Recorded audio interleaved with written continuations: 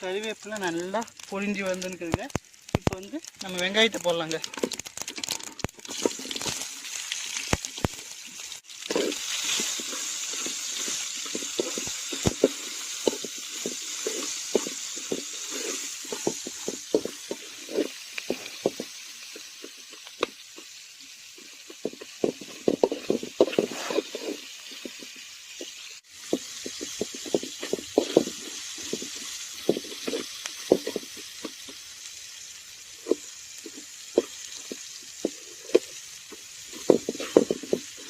இது நல்லா வதங்கிடுச்சுங்க. இதுக்கு கிருமி நாசினிக்காக கொஞ்சம் மஞ்சள் தூள் போடுறோமே.